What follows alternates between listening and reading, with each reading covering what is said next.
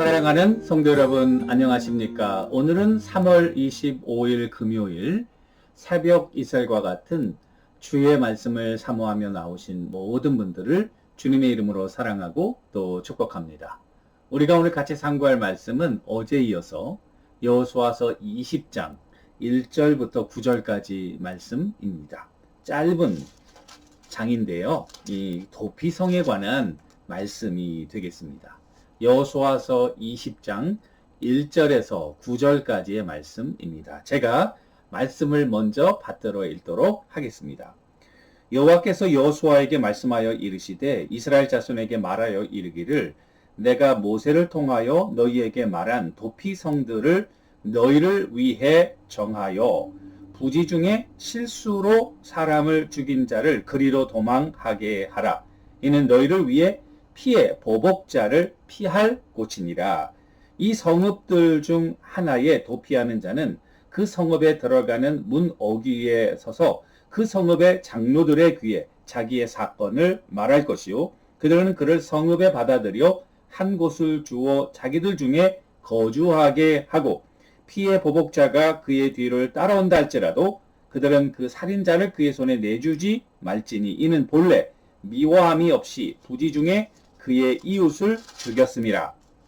그 살인자는 회중 앞에 서서 재판을 받기까지 또는 그 당시 대제사장이 죽기까지 그 성읍에 거주하다가 그 후에 그 살인자는 그 성읍 곧 자기가 도망하여 나온 자기 성읍 자기 집으로 돌아갈지니라 하라 하시니라. 이에 그들이 납달리 산지 갈릴리 게데스와 에브라임 산지 세겜과 유다 산지 기럇 아르바 곧 헤브론과 여리고 동쪽 요단 서쪽 루벤 지파 중에서 평지 광야 베셀과 갓 지파 중에서 길랏 라목과 므낫세 지파 중에서 바산 골란을 구별하였으니 이는 곧 이스라엘 모든 자손과 그들 중에 거류하는 거류민을 위하여 성전된 성읍들로서 누구든지 부지 중에 살인한 자가 그리로 도망하여 그 회중 앞에 설 때까지 피의 보복자의 손에 죽지 아니하게 하기 위함이라. 아멘. 이것은 우리에게 주시는 하나님의 말씀입니다. 오늘 말씀의 제목은 도피성을 정하라 라고 하는 그런 하나님의 명령이 이제 여호수아에게 떨어지게 됩니다. 그래서 도피성을 정하라. 도피성 the city of refuge 이렇게 영어 성경에는 표기를 하고 있습니다. 우리 이 인생을 어떻게 보면은 하나의 큰 그런 긴 여정이다, 여행이다 생각하면 우리가 때로 도피성이 필요하죠. 쉘터가 필요하죠. 피난처. 피난처가 꼭 필요합니다. 성도님들 가운데서도 갑자기 그런 어려움을 당하셔서 굉장히 힘들고 고통스러운 분들도 있고요. 또 목사들도 마찬가지가 아닙니다. 우리 주변에 목회하시는 분들 보면은 참 교회 어려움을 겪고 또 개인적인 어려움으로 많은 그런 힘든 시간들을 보내는 것을 목격할 수 있습니다. 그래서 이런 말이 있어요. 우리 목회자들 가운데서는 한국의 큰 교회들을 목회하시는 목사님은 이 피 흘리는 목회를 하신다. 그리고 한국의 개척교회는 피 말리는 목회다. 개척교회가 얼마나 힘들어요. 그죠? 그 다음에 이민교회 목사는 뭐 같아요, 여러분? 피 토하는 목회다. 이런 그만큼 교회를 섬기는 것이 어렵다는 것을 우리들에게 보여주죠. 오늘 본문 20장에 하나님께서 여호수아에게 도피성을 정하라고 말씀하십니다. 이것은 오늘 말씀해 보니까 여호수아가 뭐 스스로 한 것이 아니라 하나님이 명령한 것이고 이미 모세에게 말씀하셨던 것을 이제 여호수아가 실행하고 있다는 사실을 알 수 있어요. 그래서 2절에 보면 이스라엘 자손에게 말하여 이르기를 내가 모세를 통하여 너희에게 말한 바 도피성을 너희를 위하여 정하라. 그러니까 이 도피성은 뭔가 여러분들 우리를 위한 거, 이스라엘 백성들을 위한 것이다 라는 사실입니다. 그럼 첫 번째 우리가 물어야 할 그 제목은 도피성이란 과연 뭔가라는 질문이겠죠.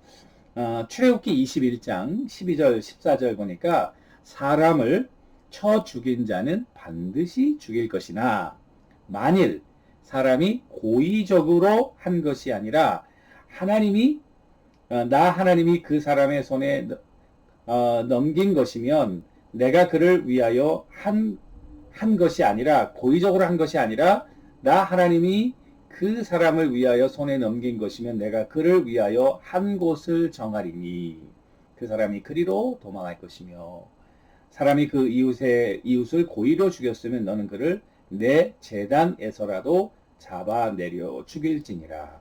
자, 이 말씀을 보면 오늘 이 본문에도 나오지만은 사람을 죽였어요. 이 살인이죠.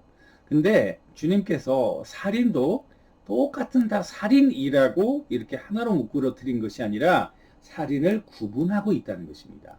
구분하고 있는데 그 구분의 중요한 내용은 내가 의도적으로 사람을 죽이려고 했냐, intentionally. 혹은 우리가 인생을 살다 보면은 내 의도는 아니었지만 고의적으로, 응? 막 다툼을 하다가 어떻게 화가 나서 밀었는데 넘어지면서 어디에 부딪혀서 죽었다. 이거는 사람을 죽이려는 건 아니었잖아요. 그러니까 사람은 죽었지만 그 어떻게 죽었느냐에 따라 그 원인, 동기에 따라서 하나님도 살인을 구분하고 있다는 거예요.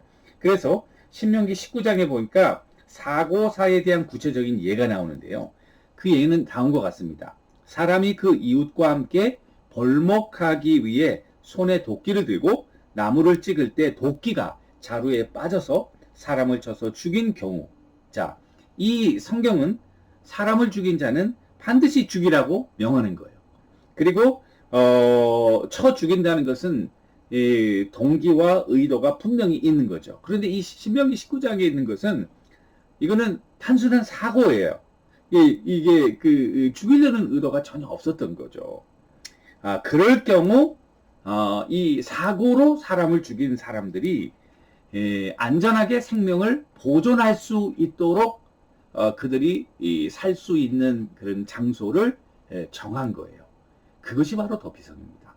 거기 가면은 이제 살 곳을 내어주고 또 이 자기의 친척이 죽었으면은 가장 가까운 사람이 그 피를 물을 수가 있어요. 그 말은 보복할 수가 있는 거예요. 그 보복으로부터 이 사람들을 보호해 줘야 되는 그런 그 임무가 있고 보호해야 하는 그런 법을 하나님이 정해 놓으신 거죠.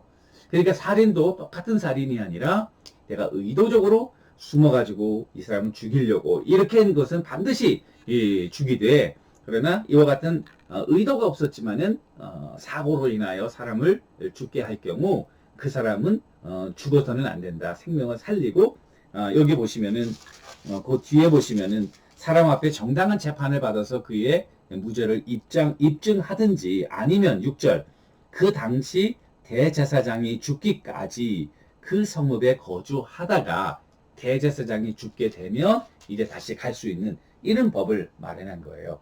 자, 그러면은 살인과 관련해서 이렇게 도피성을 주신 하나님의 의도는 뭘까?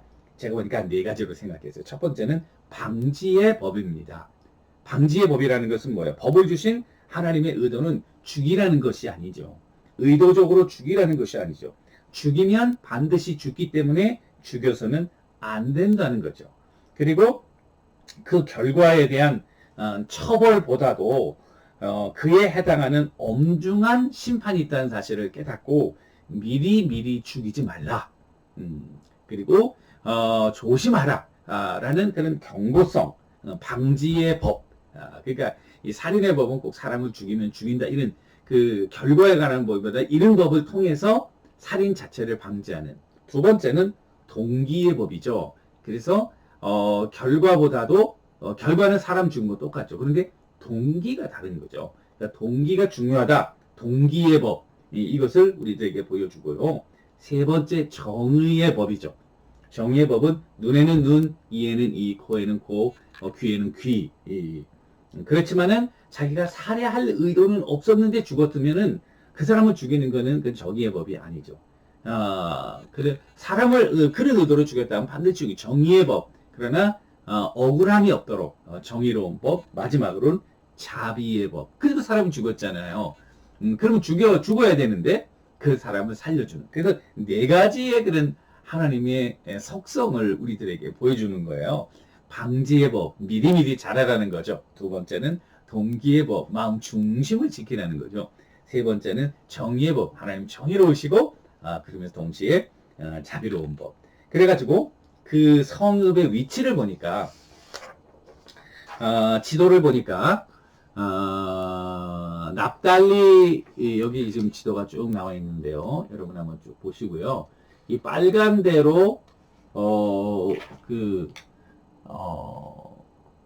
동그라미 친 데가 바로 그 도피성이 되겠습니다. 6개가 돼 있어서 지리적으로 봐도 요단강 동편에 3개, 그리고 요단강 서편에 3개, 그리고 굉장히 골고루 이렇게 위치해 있어서 어느 곳에서도 다 어세서블하게 하나님께서 해놓으신 거죠.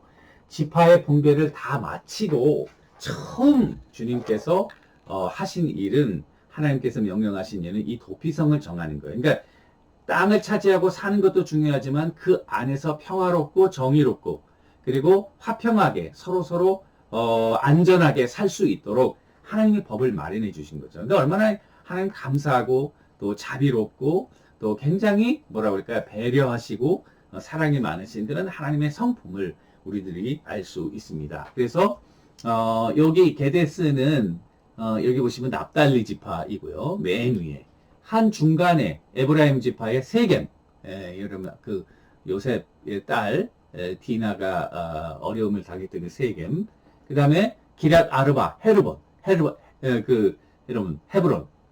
남쪽에 하나 있고, 동쪽으로 가면은 루벤 지파의 베셀, 베셀, 그 다음에 이게 갓 지파의 길라 라모스, 그리고 마지막 바산, 브나세 지파의 바산 골란, 이렇게 6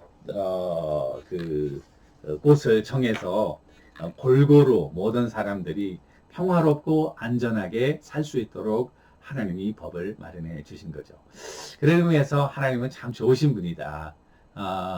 그리고 모든 하나님의 백성들이 서로를 사랑하고 배려하면서 안전하게 살 수 있도록 이렇게 해주신 그런 하나님의 귀한 뜻, 또 하나님의 성품, 우리를 사랑하시는 그런 하나님의 의도를 우리가 깨달을 수 있는 것이죠. 사랑하는 성도 여러분, 우리도 이 인생을 살면서 이런 도피성이 우리에게 꼭 필요하지 않습니까? 하나님은 자비로우신 분. 그리고 이제 제가 다음 시간에 얘기했지만은 결국 우리의 도피성은 예수님 아니겠습니까? 피난처 있으니 환난을 당한 자 내게로 오라.